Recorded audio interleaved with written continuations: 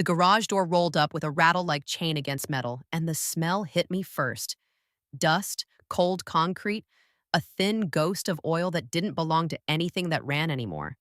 I flicked the light. Bare floor. The rectangle of clean concrete where the tires should have kissed the ground looked like a pulled bandage. The 1968 Navy staff car, Grandpa Jack's pride, our family's moving altar, was gone. My dog tag, always cool at my throat, felt suddenly icy. A draft slid under the door and lifted the edge of the canvas drop cloth we used to throw over the hood, revealing nothing but sweep marks and a single dry leaf that had ridden in last fall on the tread.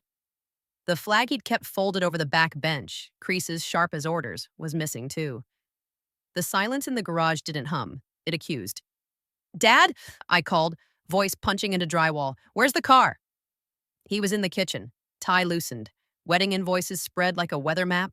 The house smelled like coffee gone bitter and lemon cleaner. He didn't turn. "Taylor," he said as if I were a bill come due. "We needed the money." I stepped closer. "For what?" "For Chloe's wedding." He finally looked up, jaw steeled, shame tucked and ironed. "We sold the staff car." "Sold?" The word hit the cabinets and fell. The staff car wasn't metal and paint. It was Grandpa's voice at idle, the stitched navy blue in the bench seat, the way he set his cap on the dash before he told me how a convoy smells at dawn. It was the coast road, windows down, him teaching me how to read the sea like a map. It was the brass key he wore on his chain next to his dog tag, the one he pressed into my palm the night before he died. "For what's yours when you're ready?" "You sold my inheritance," I said, even and quiet. "I sold a car," Dad said too fast. "Your sister needs a venue that tells people who we are." Then it told the wrong story, and I said, he bristled, "You're always in uniform. You wouldn't understand." Uniform, as if respect were a costume. I walked back to the garage because space steadies rage. The glare bulb made a cone of harsh light that found every dust scratch. I could still feel the steering wheel texture under my palms, knurled just enough to keep you honest. I could still hear Grandpa knocking the fender twice with his ring, two tidy taps, before we set off down the coast road for errands that always took longer than maps allowed. The smell of old leather and salt lived in the concrete like a memory that never aired out. My phone rang. Unknown number, local code. I almost didn't answer. "This is Commander Monroe," I said, voice defaulting to calm. A man cleared his throat, the sound of paper shuffling close to a receiver. "Commander, this is Rick at Harbor Classic Motors. We took in a '68 Navy staff car, title messy. Your name's on a service decal in the glove box." He hesitated, breath catching like a caught gear. "We found something inside. Something I think your grandfather meant for you, not a buyer." I put a hand on the workbench to steady the tilt in the room. "What is it?" "I'd rather you see it yourself, ma'am," he said. "And you should come now." The words threaded into the cold air and pulled me toward the door. My dog tag tapped once against my collarbone. Small, bright, like a signal through static. In my mind, a brass key turned in an ignition that didn't sit in this garage anymore. Somewhere, the car still smelled like salt and oil and something hidden. "Text me the address," I said. "Yes, ma'am. And Commander?" His voice softened. "Bring the key if you have it." "I do," I said, fingers already finding the weight in the small box where I kept everything that didn't fit on a uniform. His dog tag, the brass key, a Coast Road receipt with coffee ring stains. I slipped the key onto my chain. Metal met metal. The house seemed to hear it and go still. In the kitchen doorway, my father opened his mouth. Apology or argument forming, I couldn't tell. I didn't give either a landing strip. "I'll be back," I said. "For what?" he asked. "For what you sold without reading," I said, and stepped into the rain. The dealer's text pinged, the address lighting my screen like a waypoint. And I understood this wasn't about a car anymore. It was about what a master chief hides for a sailor who will know when to look. Grandpa Jack kept the staff car like a chapel on wheels. Sundays, he'd roll it out into sunlight that smelled like cut grass and Atlantic salt, and he'd teach me the liturgy: sponge before brush, shade before wax, 2 taps on the fender with his ring. Permission to proceed. The paint wasn't show car slick. It was honest navy blue with the small scuff service urns. The back bench held a folded flag that kept its creases like orders. When I was 7, he let me sit up front and touch the brass key that hung beside his dog tag on a chain shiny from sweat and years. This turns more than metal, he said. It turns memory into motion. He told his stories in short sentences, like radio calls. Convoys in rain that smelled like hot brakes. Ports where diesel floated on water like a skin. Chiefs who could fix a jammed life with a spare fuse and a joke. He'd tap the dash when he said brotherhood, as if the word needed a knock to wake. Car carried admirals and sailors, he'd say, palm on the wheel. Same seat. That's the lesson. The staff car wasn't just his. It was ours. The Monroe way to visit widows with spare groceries, to drive a kid to a first job interview when bus money did the math wrong, to take the long coast road when the hospital called with news that asked for a horizon.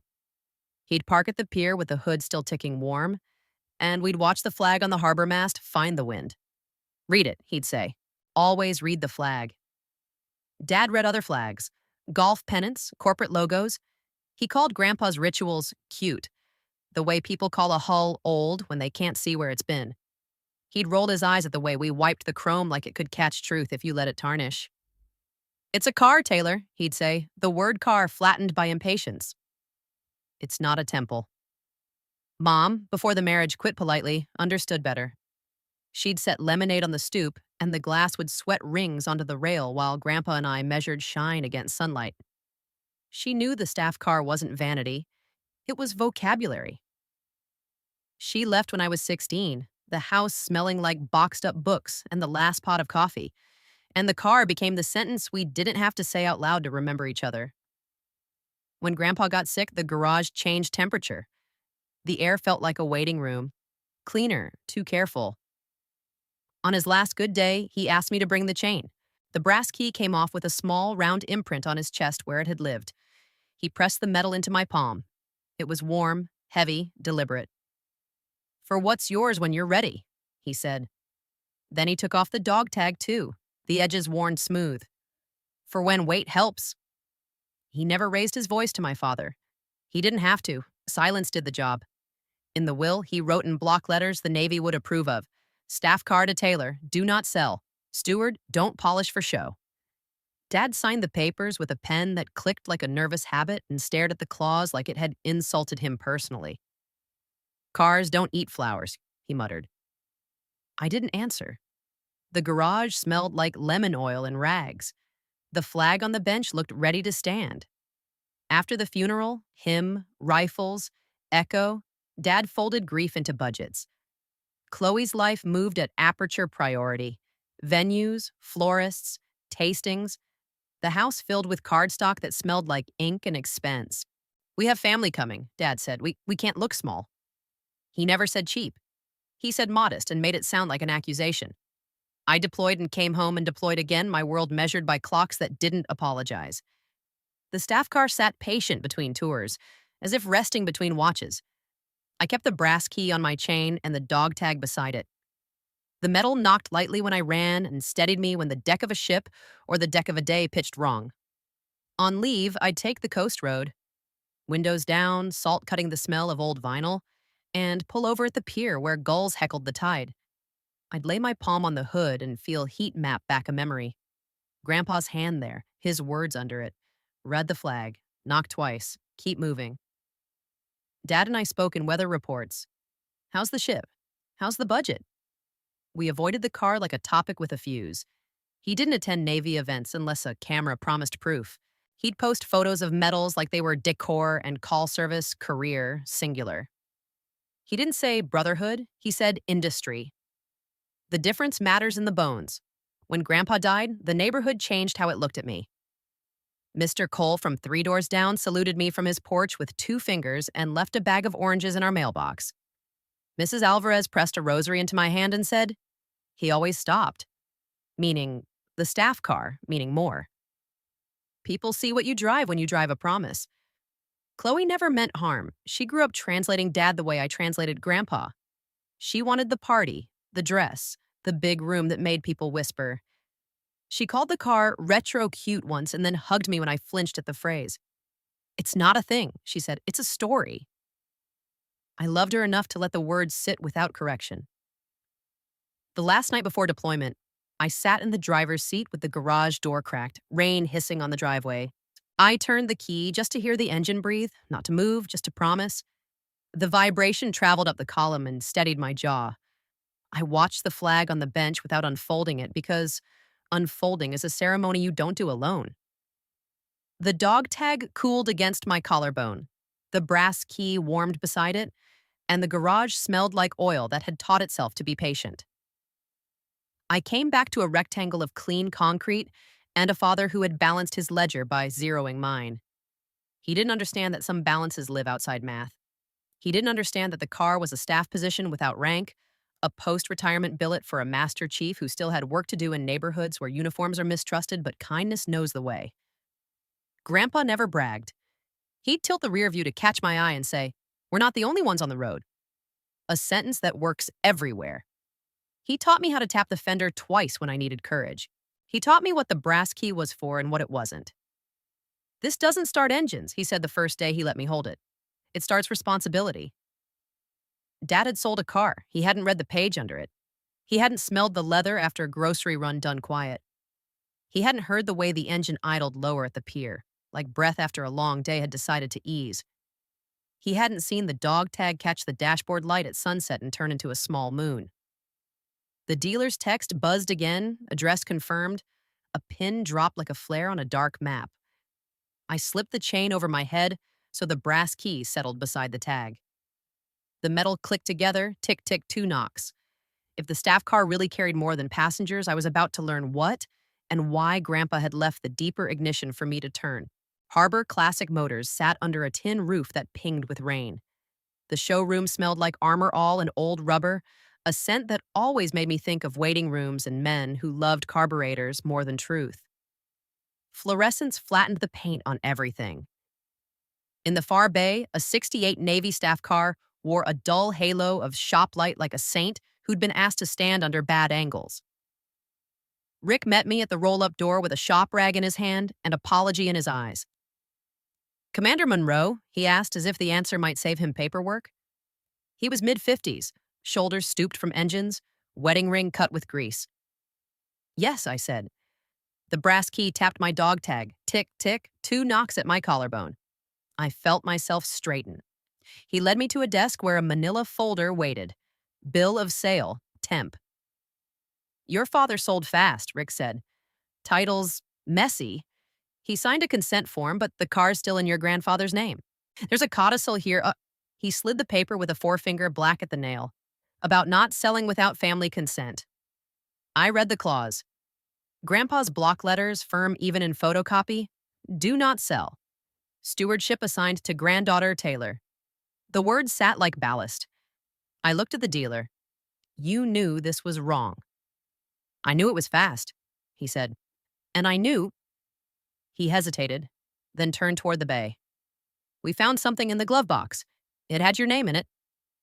The staff car was larger than the room had earned. Navy blue took the light and turned it honest. The chrome breathed under shop dust.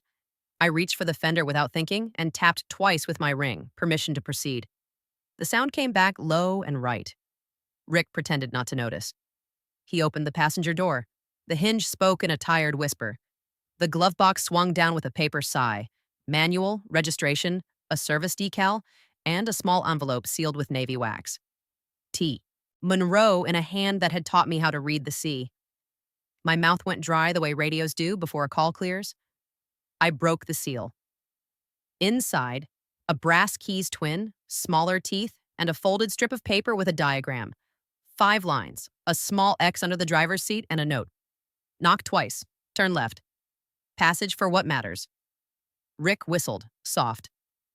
"Hidden compartment?" he said, half hopeful, half scared of liability. "Passage," I corrected. I slid across the bench to the driver's side. The vinyl cracked under my weight with that gentle complaint old cars make when they're relieved to be useful again. The steering wheel fit my palm like an oath.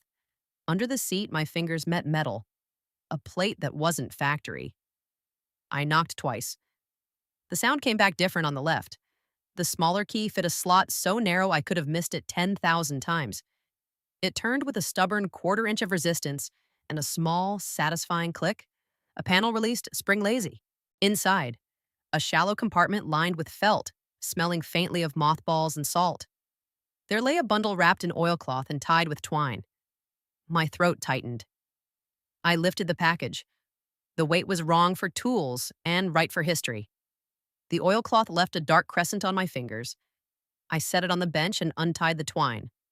Oilcloth peeled back with the sound of a map unfolding. Metals winked in the bad fluorescent light. Navy commendations, campaign ribbons, tucked in beside a stack of letters bound with a blue ribbon, and a dog tag that wasn't mine. J. Monroe stamped shallow, edges smoothed by a life of wearing. Beneath them, a flash drive in a plastic sleeve and a sealed Navy envelope marked Navy Relief Car Project, Confidential. The room shrank to the size of the bench seat. Shop noise, air ratchet, radio static, fell to the edges. I pressed my thumb to the envelope seam. The paper felt thick, heat-sealed with purpose. Rick hovered just far enough to read my face, not the words. "What is it?" he asked, voice respectful. "Proof," I said, and surprised myself with the certainty in it. I slid one letter free. Grandpa's hand again, the lines straight as planks. "If you're reading this, then a man who loves photographs more than people tried to sell a story for parts." My eyes stung. The car is not cargo. It's a corridor. After I hung up my cover, we used this staff car to move help where paperwork got lost, rent money, pharmacy runs, ferry rides for interviews, a bunk for a night. Call it Navy Relief Car if the Navy needs a name. We didn't wait for permission to be useful. A list followed. First names, dates, a note beside each. Heat back on, meds filled, ferry paid. At the bottom, if he sells it, take it back. Keys belong to you. J. My father had sold more than a chassis. He'd sold a lifeline on wheels. I tucked the letters back as my pulse found a new rhythm, one that matched the old idol I'd learned by ear. The dog tag in the bundle felt heavier than mine. I put it in my palm, and it warmed immediately, as if metal remembers skin. The flash drive clicked lightly against my thumbnail, small, modern, dangerous. Rick cleared his throat again, softer. "Commander, I can hold the transfer. The incomplete title gives us ground. But the buyer, he's got cash and a truck." "Who?" "Stonewell Auctions," he said, wince built in. "They'll strip the story for parts." I looked at the compartment, at the envelope, at the diagram's small X. I touched the brass key on my chain. It knocked my tag. Tick, tick. Passage for what matters. "Don't let it leave this bay," I said. "Not for a photo. Not for a minute." He nodded, relief loosening his shoulders. "I'll park another truck in front of it." "Good," I said. I slid everything back into the oilcloth except the Navy envelope and the flash drive. Those went into the inside pocket of my jacket. Weight against ribs, truth against bone. I locked the compartment, turned the small key back, felt the plate seal with a soft snugness like a door choosing its jam. My phone lit. Chloe. Photo of a cake. Tasting. 6 tears like a monument to sugar. "Where are you? Dad's freaking about the seating chart."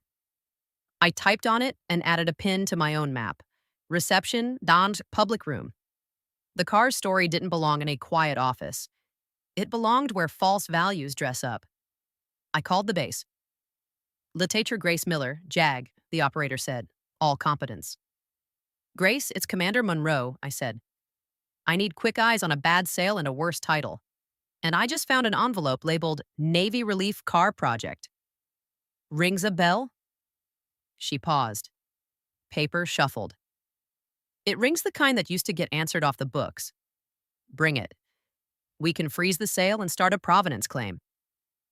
"Also," her voice warmed a shade, "Jack Monroe's granddaughter? He brought my aunt groceries once in a blue sedan with a flag on the bench. I never forgot." I swallowed. The air in the shop tasted like rubber and rain and a clean corner of memory. "Meet me at the dealership in 20, I said.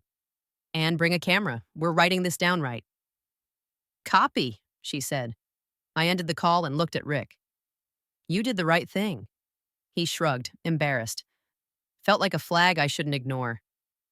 Read the flag, I said, mostly to myself, and tapped the fender twice.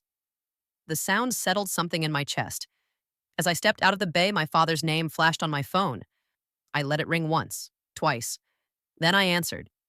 Taylor, he said, breath short, anger preloaded. The dealer called me, says you're interfering with a legal sale. Legal is generous, I said. And you sold the wrong thing. I sold a car, he snapped, for your sister's future. You sold a calling, I said, the line landing cold and exact in my own ear. I'm restoring it. Silence then. Don't make a scene at Chloe's wedding. Not a scene, I said. A ceremony. I hung up before he could turn the word into theater. Rain softened on the tin roof, a hush that made room for what mattered. I slipped the brass key into my fist until the teeth printed my palm, a small pain that sharpened the edge of my resolve. The staff car sat behind me, patient, ready. Grace's sedan turned into the lot, wipers ticking a military beat, and I understood the next turn wasn't just about saving a vehicle. It was about putting the flag back on the bench where everyone could see it and remember what seat they're sitting in. Grace's sedan hissed into the lot, wipers ticking like a metronome that respected orders. She stepped out in blues, hair braided tight, a field notebook already open. The shop air held rubber and rain. Somewhere a compressor coughed and quit. Commander, she said, eyes sweeping the bay. Show me the flag. I tapped the fender twice. Permission. Then I slid across the bench and worked the small key. The panel released with that soft, secret click. Grace leaned in, breath quiet, the scent of soap and paper trailing her. We document everything, she said. No hero angles, just truth. We laid the bundle out on a clean tarp. Medals, letters, the sealed Navy envelope, the flash drive like a loaded syllable.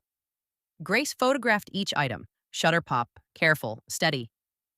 Codicil helps, she said, nodding at the photocopy. Title's flawed. We can freeze the transfer, assert familial stewardship, initiate a historical claim. Good, I said. She cracked the Navy envelope with a penknife. Paper rasped.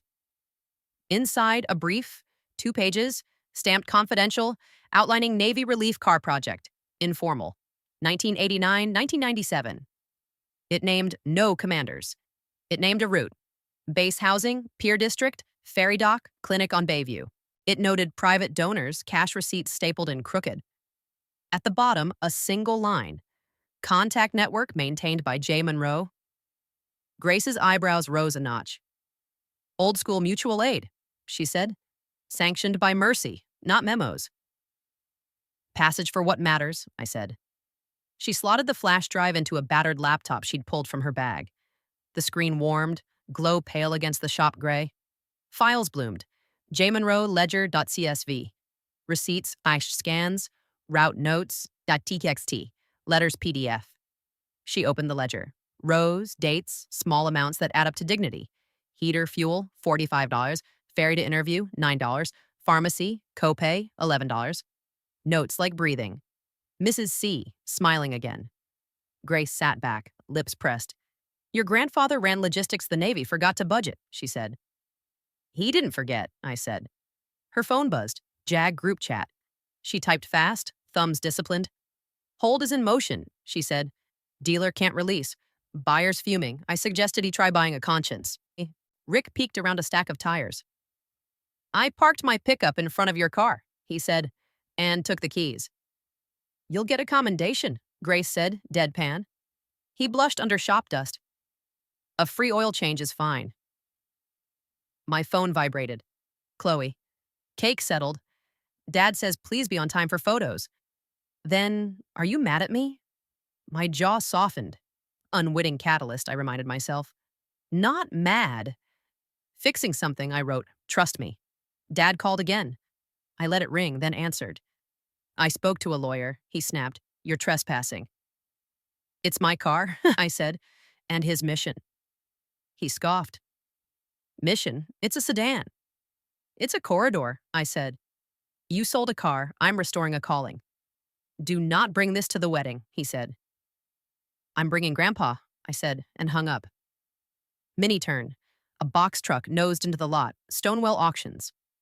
A man in a branded windbreaker stepped out, eyes already calculating. We've got a pickup order, he said, chewing gum like it made him important. Rick folded his arms. Truck can wait. Grace flashed badge and spine. Sales frozen, she said. Any movement is evidence tampering. Want that on your invoice? He weighed the room, saw the flag in our faces, spat his gum into a napkin, and left.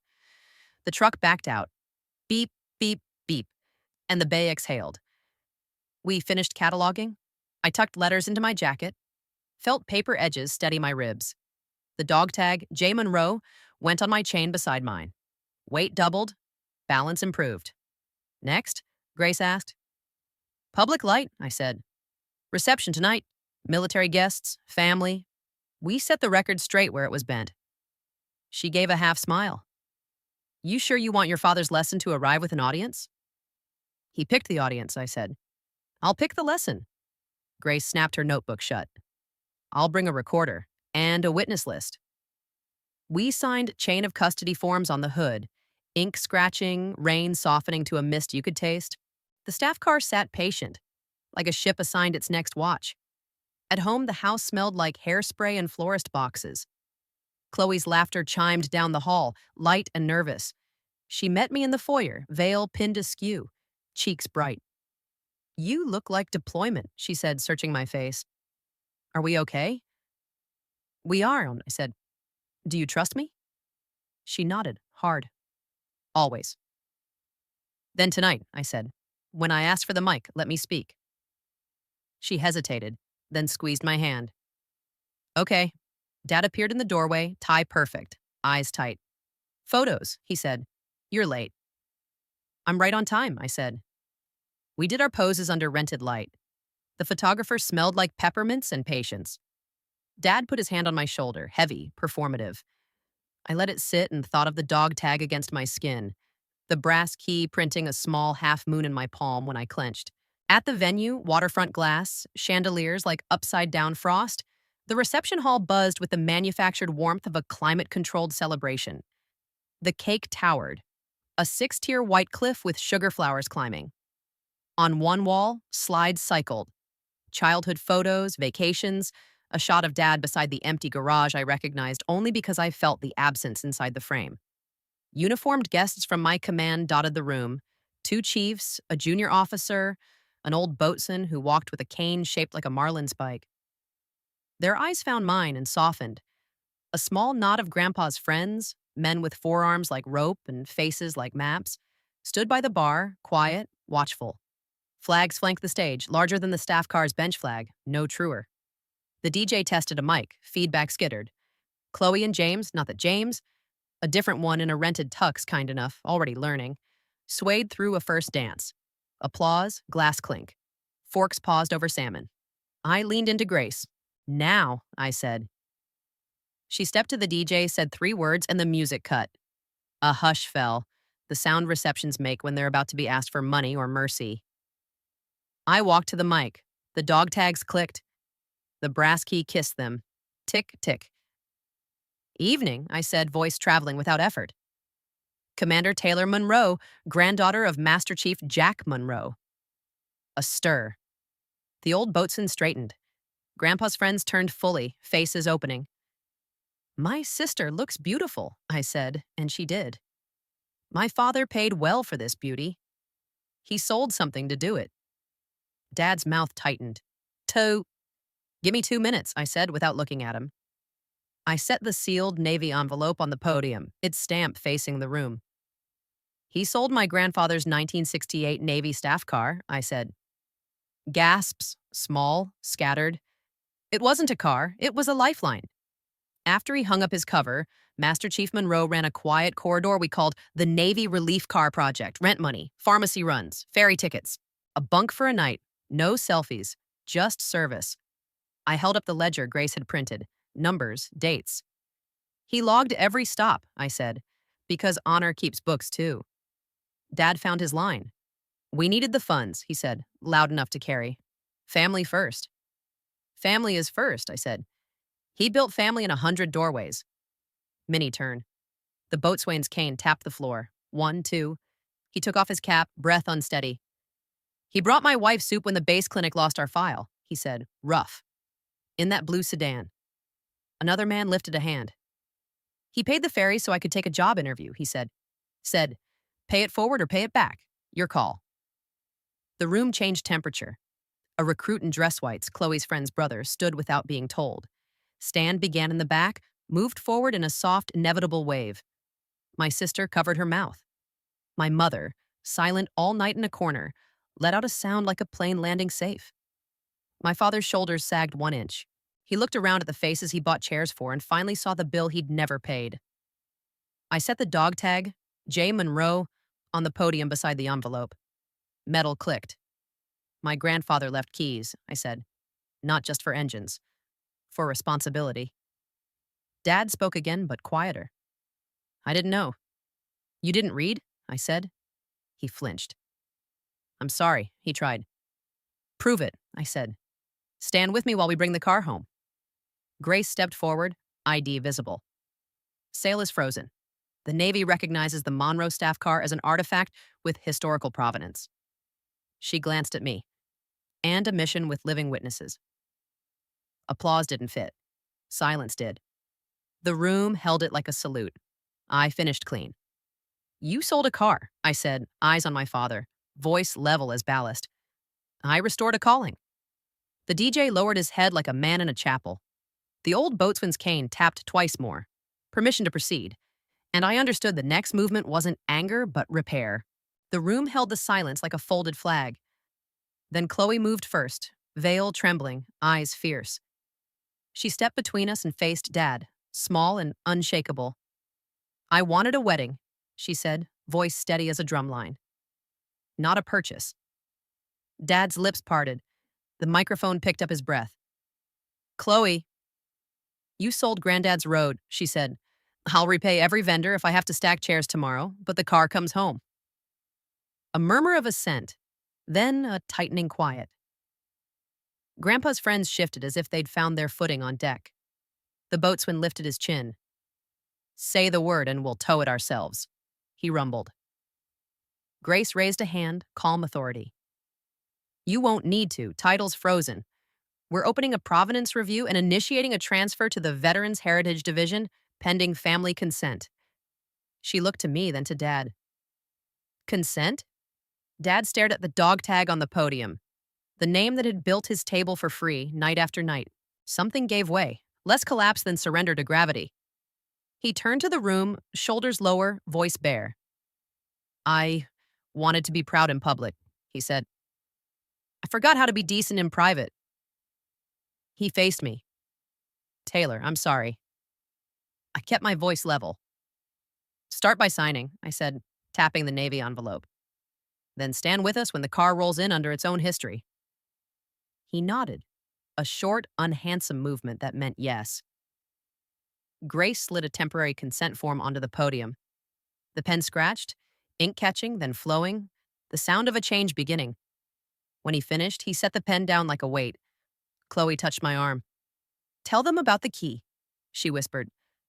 I lifted the brass key so the lights found it. Grandpa left too, I said. One for engines, one for responsibility. He trusted me to know which to turn in which room. Across the hall, a young sailor stood straighter. He brought his hand to his brow. Awkward, honest. The veterans followed, some with hands to hearts, some with two-finger temple taps learned from men who didn't need a stage to be seen. The room rose again. Stand. This time warmer, earned. Dad looked out over the standing crowd and finally understood the bill he owed wasn't money. I'll make it right, he said, to them and to us. Not with a check, I said. With work. Grace took the mic once more. We'll coordinate a public handover and a museum review, she said. We'll need statements from anyone helped by the staff car. Hands went up, tentative at first, then braver. A woman near the back wiped her eyes. He brought formula when the PX was closed, she said. Left it on my porch and drove off before I could thank him. A gray-haired man nodded. He fixed my flat in my week. Laughter broke like relief, then quieted. I closed the ledger, set the dog tag on top, and looked at Dad. Tomorrow we start, I said. Tonight we honor. Chloe slid her hand into mine, squeezed. Dance with me? She asked, whispering the truce. Yeah, I said. For him. The DJ, smart enough to read a flag when he saw one, cued a slower song with no lyrics, just strings that made room for thought. As we moved, the scarf of lights over the water lifted in the wind. The cake stood ridiculous and innocent. The podium stayed where it was, holding a dog tag that had outlived its wearer and was still doing its job.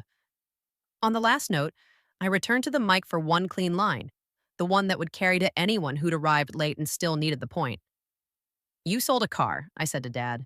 The room and the part of myself that wanted vengeance. I restored a calling.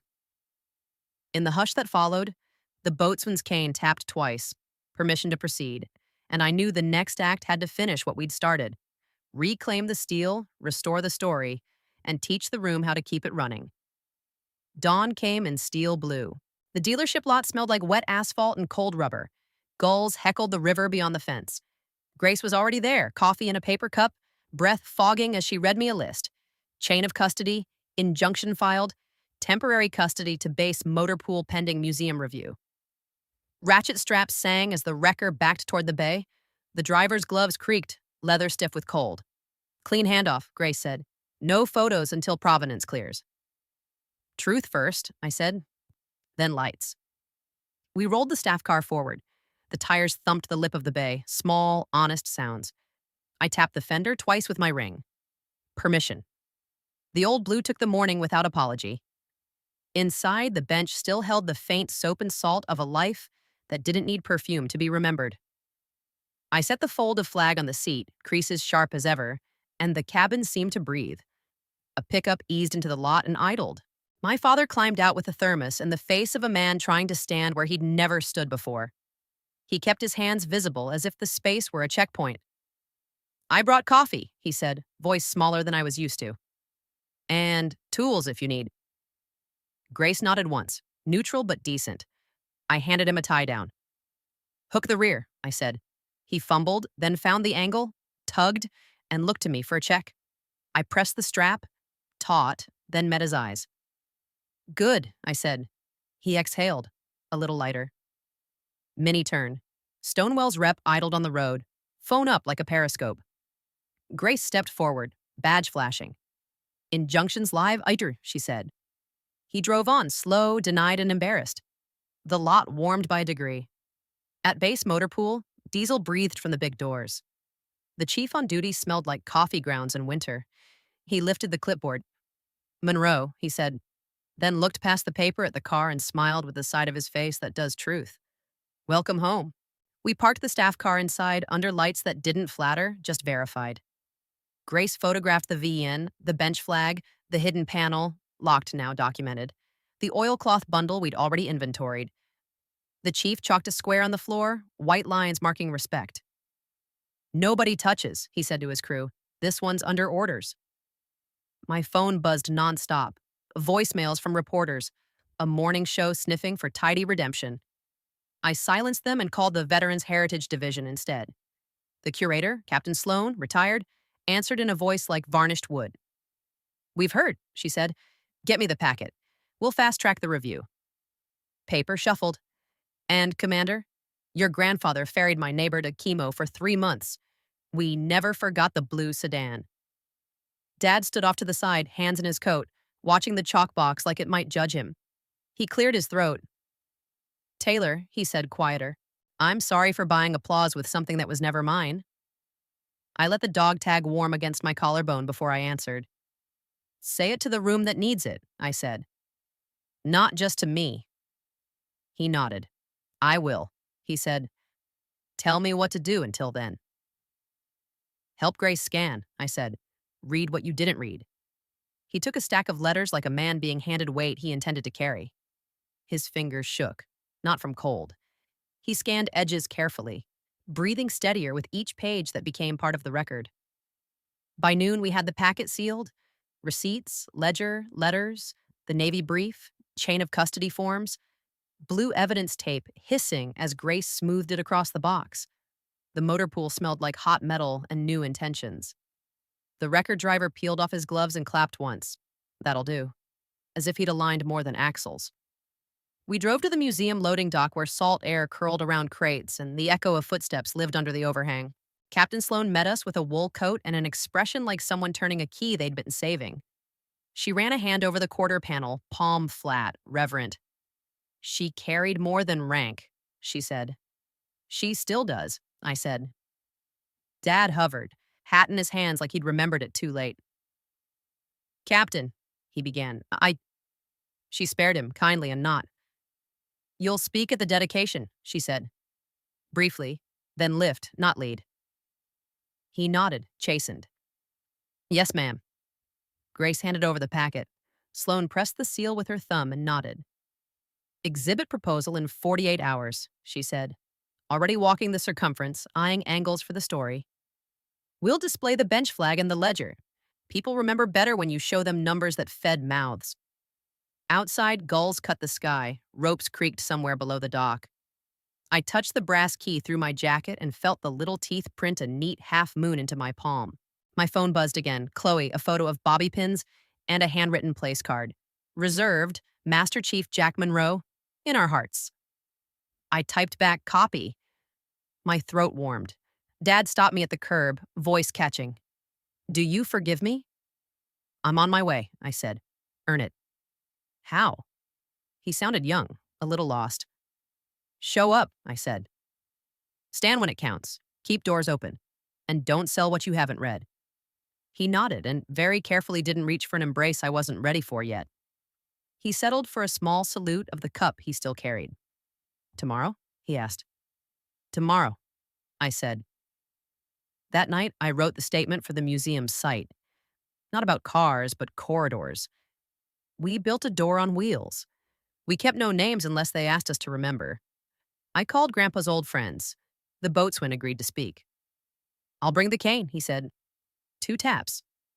The invitation went out. Veterans Heritage Division, Monroe Staff Car Exhibit, public dedication. Grace forwarded the press guidelines, no heroics, only witnesses. Chloe texted the program order with a heart I pretended not to see. Before bed, I laid the extra brass key on my nightstand beside my dog tag. The room smelled like salt carried in on my coat and paper warmed by lamplight. I knocked the key twice against the tag, tick, tick, and listened to the house settle around the sound like a ship trusting its moorings. Tomorrow, the doors would open, the public kind, the private kind, and the staff car would take its last assignment, teaching a room to stand for the right story, long after the engine stopped. The Veterans Heritage Gallery smelled like waxed oak and cold brass. Morning light slid through high windows and found the staff car where we'd placed her. Chalk lines gone, a small plinth under each tire. The bench flag unfolded behind glass. The chrome didn't sparkle. It breathed. I laid my palm on the fender and felt cool steel answer through a thin film of museum air, clean as a new oath. Captain Sloan pinned the program to her clipboard. 2 minutes each, she said, voice like varnish. Let the objects carry most of it. The ledger sat open to a page with ferry, $9, job interview in Grandpa's hand. The dog tag, J. Monroe, rested on felt beside it, edges smoothed by 1,000 days of skin. I slipped my own tag from my collar, set it next to his for a breath, metal to metal, weight doubled, balance true. Guests shuffled in. The room's noise thinned to the cotton sound of winter coats. I caught salt from the river in the vents, coffee from a volunteer's thermos, and the faint lemon the museum used on glass. Grandpa's friends formed a knot by the rear quarter panel. The boatswain's cane tapped once, then settled. Chloe stood with a program clutched like flowers. Her veil was gone, hair down, face steady.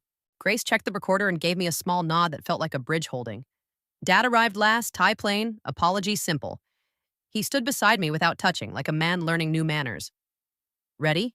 He asked, and the word didn't tremble. Ready, I said. Sloan stepped up. Some vehicles move people, she began. This one moved dignity. She sketched the broad lines, no heroics, only witnesses. Then she called my name.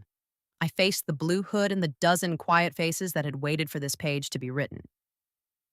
Master Chief Jack Monroe taught me to read a flag and knock twice, I said.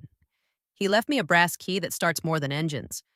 When my father sold our staff car to buy applause, we opened a different door. I let the line settle, not sharpen. We brought her home because she carried a corridor.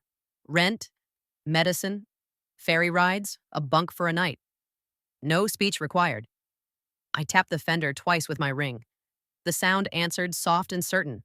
Across the room, the boatswain lifted his cane. 1, 2, and the veteran straightened as if muscle remembers before memory does. Sloan gestured to Dad.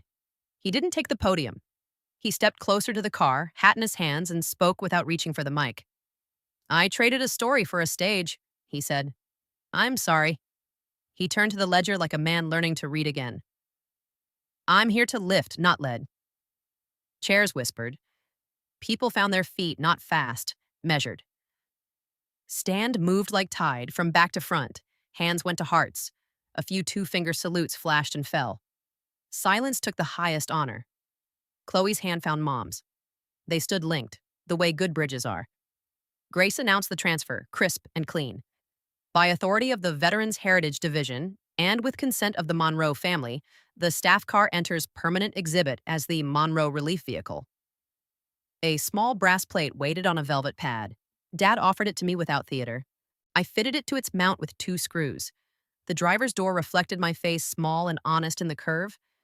After the crowd thinned to people who wanted to press their palms to the glass and whisper a name, the boatswain leaned close, breath like peppermint and sea. He'd like this, yeah, he said. He taught us how, I answered. We stepped out into river air. The flag over the quay snapped once and settled. Dad and I walked the pier in a slow, unfamiliar silence that didn't pinch.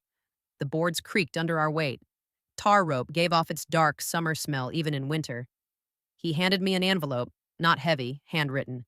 For display, the outside read, "Clumsy pen." Inside, Grandpa's letter to whoever needed it next. If you're reading this, keep the car useful even when it stops moving. Teach a room to stand for the right story. 2 taps. Keep going. A dog tag clinked from the fold, his spare stamped shallow. Dad swallowed. He left it in my desk, he said. I wasn't ready. I threaded the spare onto my chain beside the brass key. Metal kissed metal. Tick, tick, and steadied. Now we are, I said. He looked at the river until his eyes understood how to come back. I'll be at deliveries, he said. Fuel fund, ferry vouchers, whatever the ledger needs. Start with the ferry, I said. It changed lives for $9. He laughed once, a new sound, unpolished. $9, he repeated, as if practicing a better arithmetic. That evening, we returned to the gallery for the last hour. Lamps hummed. The car held its shadow neat and square. I wrote the placard text in my careful block letters the way Grandpa did. Navy Relief Car Project, a corridor of small rescues. Underneath, a single line. Honor isn't inherited. It's renewed mile by mile. Sloan read it, nodded, and taped it in place with the satisfaction of a bolt torqued right. Chloe pressed her fingertip to the glass, just once, as if saying goodnight. Dad stood back, hands in his pockets, and did not try to pose. On the way home, I took the coast road. Windows cracked. The night smelled like salt and damp asphalt. The dog tags chimed. The brass key printed a half moon in my palm. At the overlook where Grandpa always pulled off to read the wind, I stopped. The flag at the harbor mast caught a steady line. I knocked twice on the steering wheel out of habit and heard the boatman's cane in memory answer, permission to proceed. I texted Grace a photo of the plaque, then Mom a single word, home. Her reply came quick. Proud. Warm. I slipped the spare tag into my pocket, kept the key on the chain, and turned toward the dark, familiar road that knew us by sound. The staff car would sleep under museum light now, a door that teaches other doors how to open. We would keep the corridor moving, baskets, fuel, ferry tickets, small rescues that don't need microphones. What matters can't be bought. It can only be earned, one choice at a time. If you still believe honor is worth more than money, subscribe for true stories of legacy, service, and redemption.